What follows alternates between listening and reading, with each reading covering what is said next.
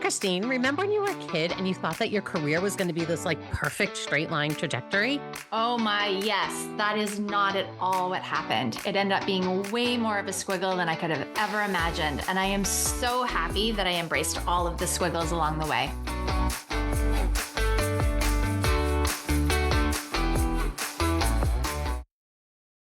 Welcome back, everyone, to Embrace the Squiggle, where we uncover the hidden gems of career transformation, one unfiltered squiggly career at a time. I am Colleen. Christine. And we are here with Nellie Beckett today. Welcome. Thank you so much for having me, Colleen and Christine. We are so excited to have you. So we always start with how we know our guests. And I don't even remember when, but I met you when I worked at Smith College at some point back in the day. Yes. So I think I was a student at Smith while you were working there. And we reconnected, 3 years ago now when I was looking for some career advice and guidance. And Adia Hogue, who's also a Smith alum, who was a mentor to me early in my career, said, "You've got to talk to Colleen Del Vecchio. She's wonderful. She's now working independently as a career coach." So I worked with you. I helped hire you to come lead some professional development at the organization I was working in at the time. And our paths have since crossed, and I'm so excited to be asked to be here today. Yeah, I'm excited to jump into this conversation because I know your squiggle, but Christine and the world doesn't yet. So we are going to jump into where we always start, which is like, what did little Nellie think she wanted to be when she grew up? I think like many bookish kids, I leaned more toward the idea of being a writer, a journalist, an editor. Despite spending most of my free time in libraries, the idea of a library career never really occurred to me. But I knew I wanted to do something with books. I love that. And so you kind of went through high school, you landed at Smith College. Like, what did you think you were what did you start studying? And like, what did you think you were going to do when you got to college? So it's funny, I was actually looking through some old Notes app notes in my phone that I've had since college. And in high school, I wasn't very proactive about career. I talked myself into several random nonprofit internships, mostly based on walking distance proximity to my house. I grew up in an inner ring suburb of Washington, D.C. called Silver Spring, Maryland, where there are a lot of NGOs, HQ'd. So I dipped my feet in the working world that way. Everything from a reproductive rights nonprofit to a women in religion nonprofit to working at the local arts council. I tried it all out. Let's note here, that's pretty unique for a high school student, right? Most high school kids are, making fries at McDonald's or cashiering at Target or, right? Like they're doing those things. And that's pretty unique and very kind of forward thinking for a high schooler. So it's funny, I've never talked about my high school work path, but none of those opportunities were paid. My paid work in high school was being a babysitter, which I did a lot and I did well. And I picked because I liked the autonomy. I had peers who did stuff like lifeguarded or worked at Starbucks. But I'm an introvert and I liked just the idea of course, you answer to a boss, you answer to the families, and you have clients, right? You have the children in your care. But I like the sense of mastery and not solitude, but not having coworkers, essentially, as a babysitter. But beyond becoming a career nanny or working in childcare, from there, there's not opportunity for necessarily professional growth, as important as care work is. So I was incredibly audacious at the time. All of this confidence evaporated in college. But in high school, I just talked my way into various internships. But then when I went to Smith, I stalled a little bit. I started as an English major. Again, much like being a writer, it was the thing to do. I didn't think seriously or strategically about what I was studying. I got a job in a law office my first summer in college, scanning in documents. I knew, okay, I don't want to do law, but that was fascinating, was seeing the ins and outs of every case, looking at all the evidence, and, through that kind of constructing a narrative in my mind. Some of the other jobs I had in college where I tutored, I worked in the fundraising office, cold calling alums and asking for money, which is a great skill to have. Such a good skill. Jess Bacall, who was on this podcast and was a great mentor to me, asked me to be on the board of the then Wordle Center for Work and Life, which was a really interesting opportunity. I also had a summer job teaching and then did some more nanny work. So it was a little bit haphazard. I didn't have an idea of a one true path. I was looking in my aforementioned notes app, and I thought, well, I don't really want to be in the nonprofit world because I don't want to have to fundraise my own salary. And, I had no idea about other paths. It's so embarrassing to say, but I have this kind of, Richard Scarry's children's book, Busy Town. Like there's, the doctor and the firefighter and the teacher. I still had, even in my young years, kind of this child's conception of what jobs there are. But that's so normal, Nellie, right? Because even as a career coach, right? So often I will hear of a job and be like, whoa, who knew that existed, right? Like there's so many positions out there that we only know what's in front of us unless we are really purposefully looking for those things. And most people don't realize that they can also create their own. Yes, absolutely.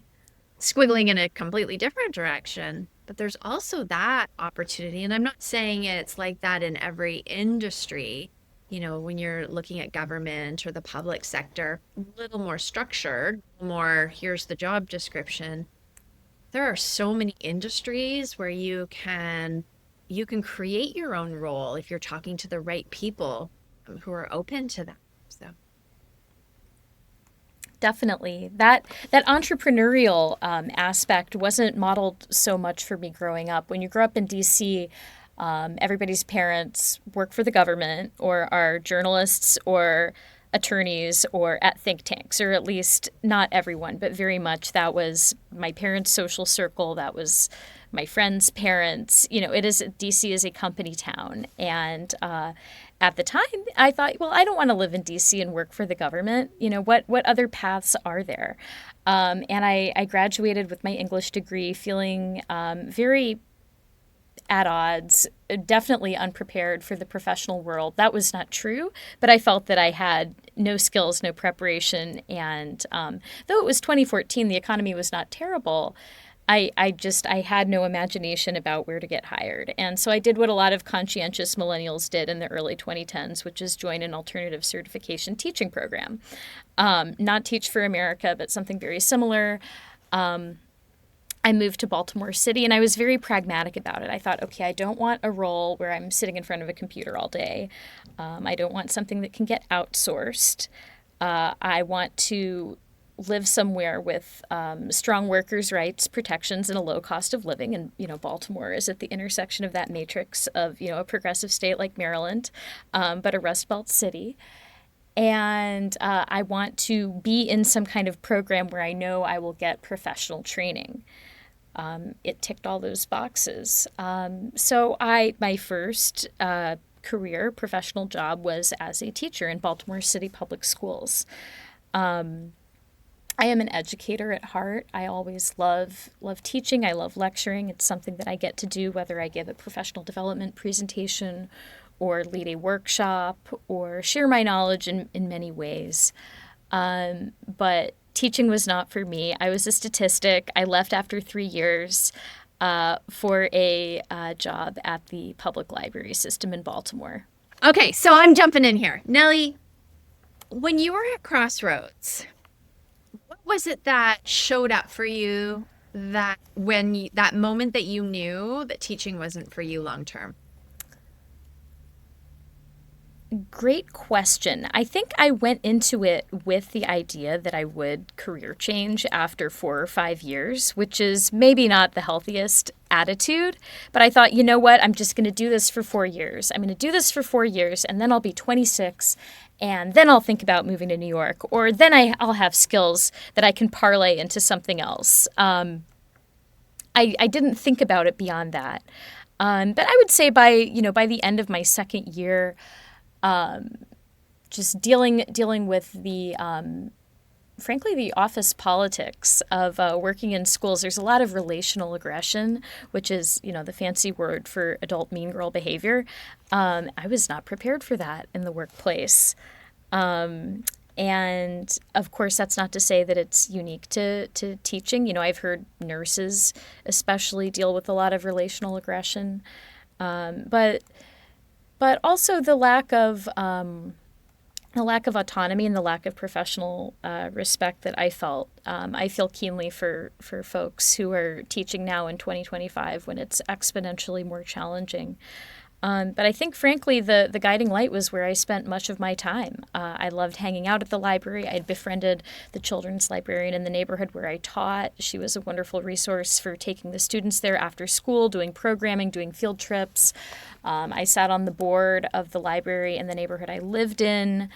So that was kind of a guiding light. And it was that volunteer work that I had done and those relationships that I had built that allowed me to pivot out when this programs and outreach job came up at the library. I said, I don't have a library degree. I've never worked in a library before, but, I have been on the other side of the desk as a program partner, and this role to liaison between the city school system and another great institution, the Enoch Pratt Public Library, is perfect for me. I'm perfect for it. And I think it was that strong background of relationship building, volunteering, and familiarity with the place that I want to work, as well as luck, timing, and preparedness that let me make that squiggly leap. So there's two things that are coming up for me. And the first is absolutely keeps in theme with multiple conversations Colleen and I have every week in terms of values I heard in there. Mm-hmm. Now, the other thing I just want to circle back on is you said a couple of minutes ago around going into teaching, knowing this wasn't your forever career, and maybe that wasn't the right mindset. I actually want to challenge that and say, I actually really love that you went in with that mindset because it kept you open. It kept you open to possibilities. It kept you open to continuing to build relationships that were maybe outside of your profession. So I just want to highlight that because so many people go into a career chapter close-minded, and then they come out and it's almost like they have to start from scratch in terms of nurturing their network, building relationships, having conversations. But what I'm hearing is that there was curiosity, consistent curiosity in your interactions on a daily basis. Yes, curiosity. You talked about values. Curiosity is a defining value for me. And being curious about the folks I work with the folks I serve, about the communities that I'm in, constantly networking, building, asking questions, making connections, looking for resources, and that's always been a fundamental skill. What should have been, you asked about when I knew teaching wasn't for me, what should have been a clue was also a couple coworkers at multiple schools saying, have you considered going back to be a social worker? I think that was their gentle way of saying, you have these gifts, you have these talents. Could they perhaps find a fuller expression in a different career track? So I did consider social work school. I did consider library work. And in fact, I think I've built out an interesting path that is at the intersection of those and is kind of in a new emerging field that I'd love to talk a little bit more about. Yeah, I was going to say, so, all right, what are you doing now? Let's hear what you're doing now. And then we can circle back to some of the ways you got there. Yeah. So now I am a community engagement producer with the Gulf States Newsroom, which is a public radio collaborative across Alabama, Mississippi, and Louisiana. What that means is we are essentially an NPR project. Part of our funding comes from the Corporation for Public Broadcasting, as well as foundation support. My colleagues are reporters, editors, and I am the lone producer across NPR-affiliated stations in Birmingham, Jackson, Mississippi, and New Orleans. And we tell stories from across the Gulf South. So it's a pretty large geographic region, but we're united by many of our challenges, whether that's access to healthcare, good jobs, environmental consequences of the pollutants that are so rampant here. Whether it's criminal justice, we all have very similar state-level criminal justice systems, and also sports and culture is another one of our beats, which is really the beating heart as well of the culture here of the Gulf South. So, how did you get into an NPR producer role from being a teacher and then working in libraries? So the story that I refined to tell, it was my spiel and still is that the word public is in everything I've done. So public schools, public libraries, and now I'm in the field called public media. That means NPR and PBS. So before I was here at the Gulf States Newsroom, I was at Alabama Public Television for 2 years. That is our local PBS station here in Birmingham. Before that, so my husband and I moved to Birmingham from Baltimore. When I was at the Enoch Pratt Free Library, so I had worked in programs and outreach there for 4 years, bumped my way up, took ownership of several outreach and engagement opportunities and programs. It's just a wonderful place. I worked with Maryland Public Television, which was the PBS station there. So again, much like with the library pivot, I had worked on the other side of the desk as a program partner. I knew what it was to work in public media as a community partner. So when I was applying for Alabama Public Television, I said, I don't have prior experience in media, but I have been on the other side of the desk as a program partner. I did participate in the Corporation for Public Broadcasting fly-in to Boston to WBGH in 2019 and Molly of Denali and da-da-da-da-da. I showed familiarity with the programs they had, and I think that got me hired. So I pivoted, into media from that education programming path. And then again, after 2 years at Alabama Public Television, I was looking for a new opportunity. I had coffee with a contact who a mutual friend had set us up to be friends. Priska Neely, who's a very impressive leader in journalism in her own right. And our mutual friend said, you're both from Silver Spring, Maryland, and you're in Birmingham, and you work in public media. You really need to meet. And I'm always hustling and networking, so I said, sure, of course. So Priska and I had a wonderful hour-long coffee where I talked about my career journey, and we talked about people we knew in common and leadership development and this and that. And in the last 5 minutes of our coffee, I said, and I'm low-key maybe looking for my next opportunity. Let me know if you think of anything. I didn't think for a minute that anything would come of it. It just, it never hurts to cast out feelers. The next day she emailed me saying, I'm about to post this job and you should apply for it. It was just so providential. And that role, community engagement producer, is a new kind of role. So community engagement producer, at some stations it would be called audience editor, community engagement manager, insights editor. There are many different names for what this job is. And while it's in media, it's not just in media. Almost every cultural or humanities or media output, I think right now, is struggling with audience engagement, whether that's having people come to your independent cinema, having people attend programs at your public library, having people click on the articles that you write or tune into the radio programs that you create. So we've really started to see in the past 5 years community and engagement roles pop up, like mine. And what that means, essentially, is both pulling in new audience members, engaging the folks that we do have, while also broadening who we're reaching, soliciting feedback from them. What stories do you want to hear? What would you like to see? And incorporating that into what we create. So in the public media world, that's looking like a lot of different things. It's looking like gauging what it would be like to collaborate with influencers. It looks like organizing live events so that you can come talk to reporters in person and build trust that way. Sometimes as a producer, it looks like me being a field producer and getting video or audio of my reporter colleagues and supporting them in the field.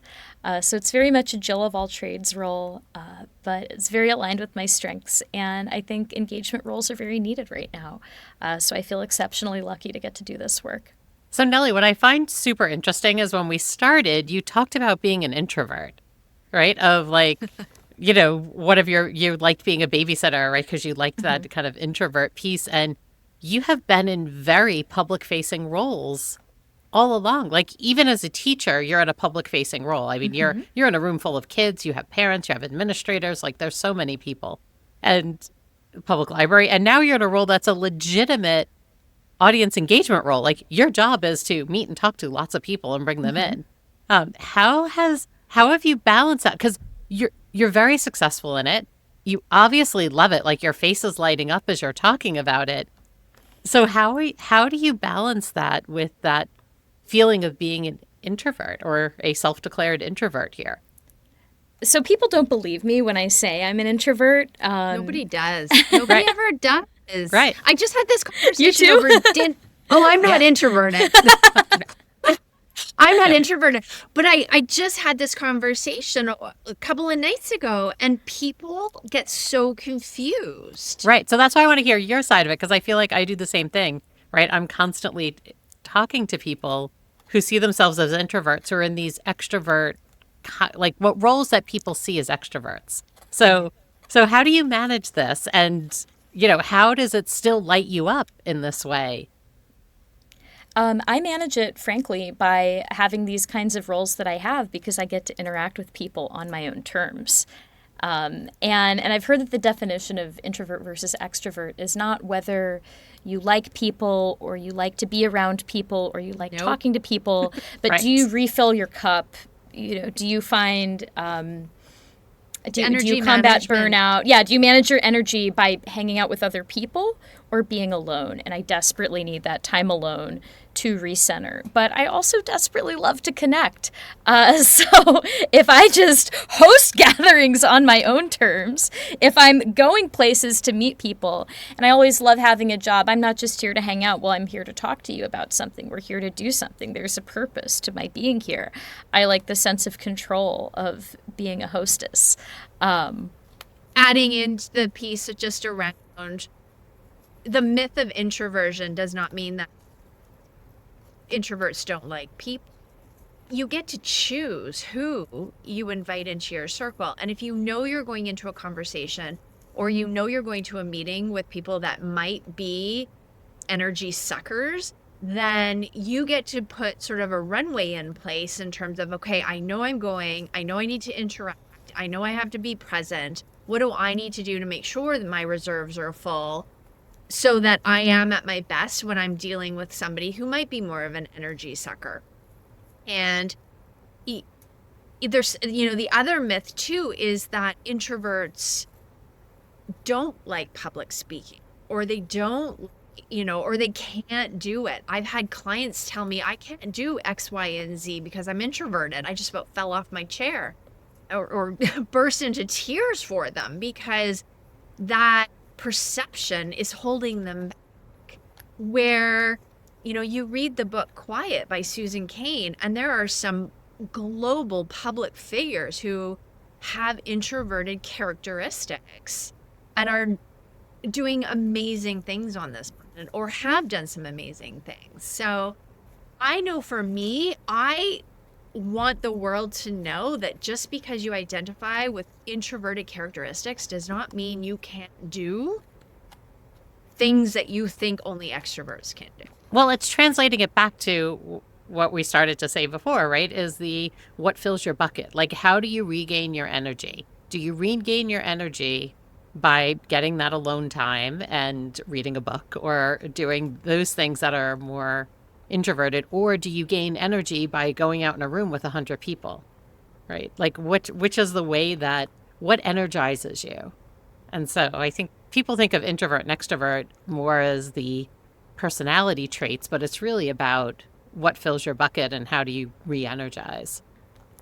You know, it's interesting too. We've gained such a vocabulary to talk about the world of work, certainly, especially in the past decade, everything from emotional labor to ideas like culture building to, we see the loneliness crisis. We see people disengaged at every level, every metric of employee engagement, well-being, civic engagement, right, is down. So I think that naming the work that extroverts or extroverts for hire do, right, whether it's community engagement, culture lead, you know, I'm thinking of, in higher ed, it would be alum engagement, community manager. That work is being named and recognized and compensated. And I think that there is going to be growth in those kinds of roles. We don't yet know what that's going to look like, but as long as people are going to be increasingly disengaged and disconnected, either digitally or in real life, I hope there will be opportunities for those roles that draw people back in and bring them back together. Yeah, and I think even on a corporate level, the amount of customer success roles as opposed to account managers, right, that you're seeing pop up, right? Everybody's starting to realize the more people-oriented things are, the more likely people are going to engage. And that in this time of a lot of remote and hybrid work, we need that level of engagement so much more, right? Well, in artificial intelligence, I mean, AI isn't my area of expertise. However, and I'm just posing this question is, can artificial intelligence replace engagement? No, it can't. It still needs the human side. 100%. Well, exactly. Full stop. And full stop. Exactly. When we as humans are wired for connection, and connection looks different for all of us, whether we're extroverted or introverted. I identify as an with extroverted characteristics. However, I can tell you there are humans on this planet that drain my soul. And it's just like, ugh. I'm like, all right, here we go. And I feel like I have to have a nap after. It just, and so it happens. It's out there. But when we learn how, closing the circle on this, when we learn what we need in every interaction and knowing, it's like, here's who I'm spending time with. What do I need to be at my best for with that person so that we have a wonderful experience or quality time together? Even as an extrovert and an extrovert, there are certain people that I need to have some prep time before I hang out with them. Or some scheduled, sit on the couch by myself time after I hang out with them. Right. Exactly. Well, it also comes with age, your circle shrinks. And your tolerance shrinks. Our tolerance shrinks, our circles shrink, and my goodness, I am super happy to just be on my own. Even as an extrovert, I don't have the need to fill my calendar in every minute anymore. I pick and choose, and learning how to manage your energy, it can be a game changer for many. Okay, I want to bring it back to you, Nellie. What are your words of wisdom? You have squiggled from teacher to broadcasting. And if you had to share with our listeners words of wisdom in terms of career management or what you've learned just in, up to this point in your career, what would you like to share with them? I'd love to share advice that I share with young people. Increasingly, a few younger colleagues and folks in my circles have asked me for some career and life advice, and I take it very seriously. I tell them, show up to everything that you can in as much as you're able, even if it means popping into a Zoom or posting or liking. You have to make your presence felt, because when you have top of mind awareness, people will remember you, they will consider you for opportunities, and relationships are currency. Social capital is capital.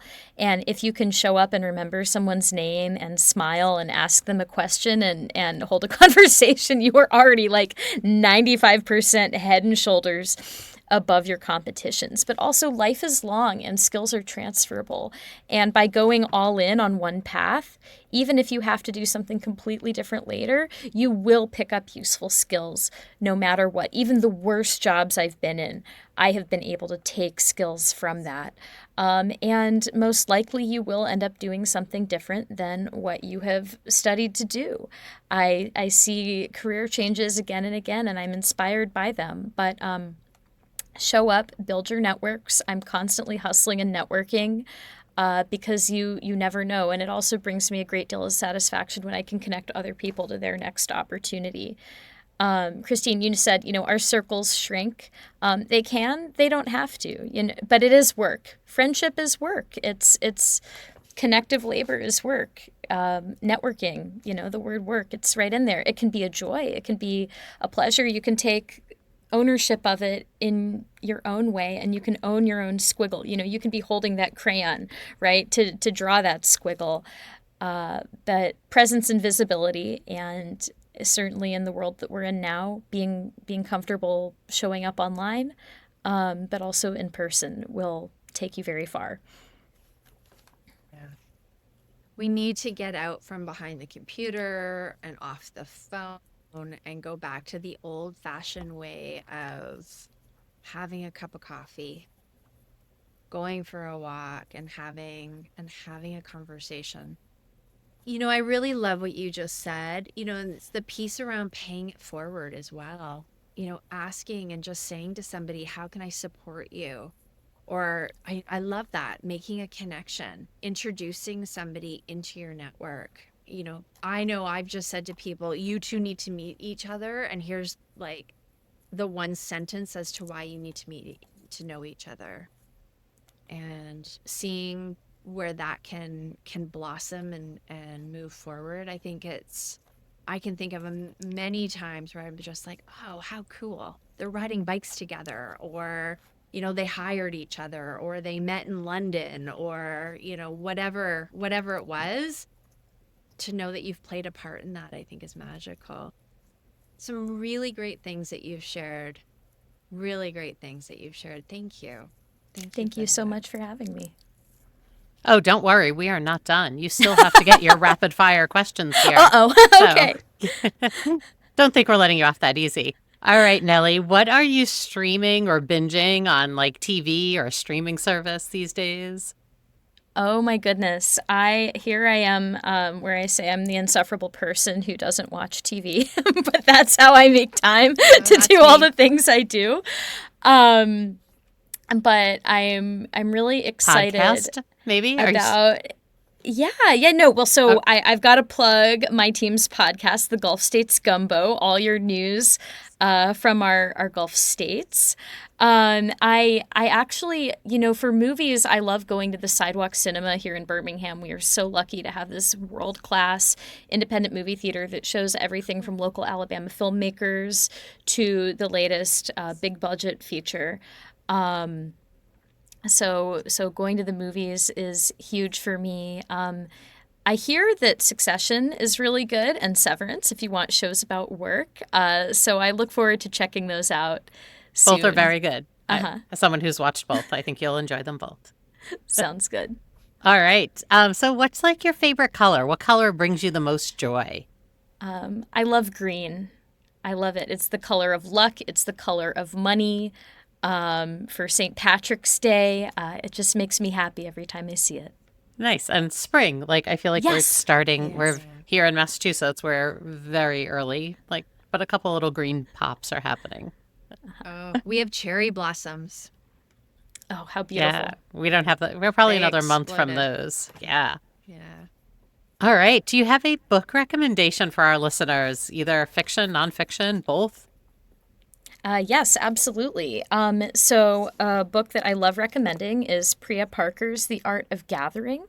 This rocked my world when I read it and put a name to so much of the work I talk about, organizing everything from meetings to parties to Zoom check-ins. When we gather, how can we do it intentionally and in such a way that people are included and heard, and that we either get the work done that we need to get done, or we have fun if it's something for fun, or, if we're grieving together, if we're organizing a funeral.